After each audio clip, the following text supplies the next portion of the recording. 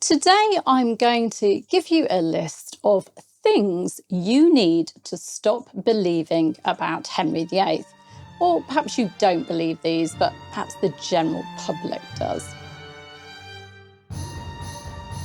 Okay, number one, that he had 8 wives. I've actually seen this quite a few times on social media. Obviously, Henry VIII had 6 wives, but some people read Henry VIII and think that he had 8 wives. Now, the 8 is because he was the 8th King Henry in English history. It has nothing to do with the number of wives he had. Number 2, that he was always a big bloke. The general public probably wouldn't recognise Henry in his younger days when he was a strapping, slim, athletic young man who enjoyed hunting, jousting and tennis. Like his maternal grandfather, King Edward IV, Henry put on weight as he aged and became less active due to accidents and illness. So he wasn't always that big, sort of Holbein-esque picture that we have of him, hands on hips, legs astride, big bloke. He wasn't always like that. Number 3, that he had syphilis. Now, I've handled this one before. I've done a whole video on it, but I keep reading it. It keeps coming up almost on a daily basis. There's no evidence that Henry VIII had syphilis or any other STD. I'll give you a link to my video on this topic. Number 4, that he had loads, stacks of mistresses. Henry VIII wasn't a bed hopper. We know he slept with Elizabeth Blunt, Bessie Blunt and Mary Boleyn, and he probably did have others, but we don't know how many, and he certainly doesn't seem to have been promiscuous. Number 5, he was nothing but a tyrant and monster.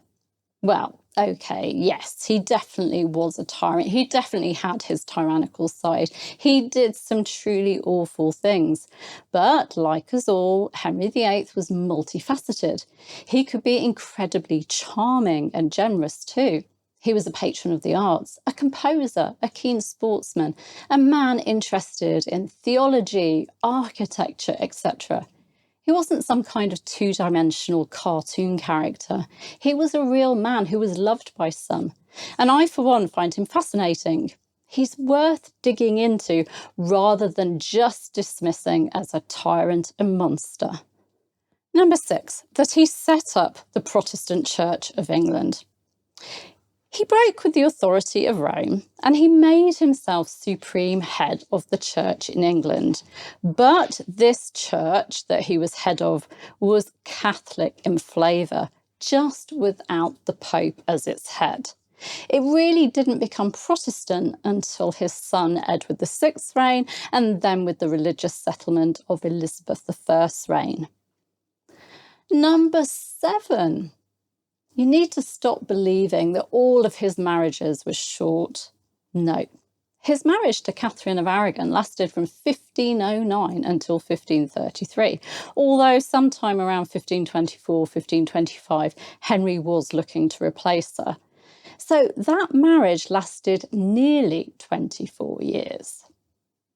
Number 8, that he wrote Greensleeves. There's absolutely no evidence at all that he wrote Greensleeves or that he wrote it for Anne Boleyn. It appears to date to Elizabeth I's reign.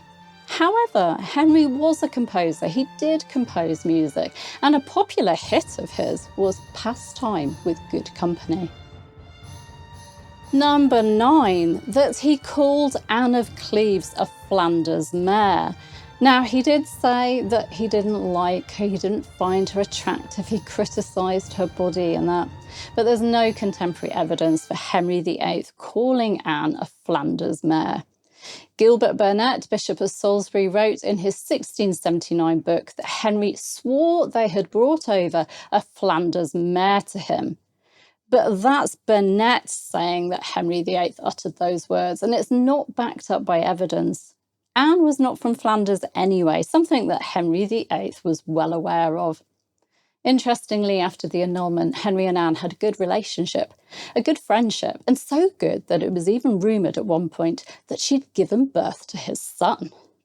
Number 10, that Henry VIII went through a dramatic personality change after his jousting accident in 1536. Well, whatever you believe about that jousting accident and how serious it was, there was no dramatic change in Henry VIII's personality. He didn't suddenly become more brutal, more tyrannical. By that point, he'd already treated his wife and daughter abominably. He'd started his reign executing Empson and Dudley as scapegoats. He'd had the Duke of Buckingham executed without any good evidence against him. He'd seen his former friend and father figure, Sir Thomas More, executed. He'd executed his grandmother's chaplain, Bishop Fisher. The Carthusian monks had been brutally killed, and so on and so on. Elizabeth Barton, the Holy Maid of Kent. We can list so many, all before that accident in 1536. Now, that's 10 things that I'd like people to stop believing about Henry VIII, but I'm sure that you can add to that list. What myths and falsehoods about Henry VIII have you come across? Perhaps people that you talk to, friends, perhaps online on social media. So can you tell me, can you leave me a comment adding to that list? I'd love to read it. Thank you so much for joining me today. As always, please click on like if you've enjoyed this video, and please subscribe to my channel as well because it helps people find me. Take care, have a good week. Bye-bye.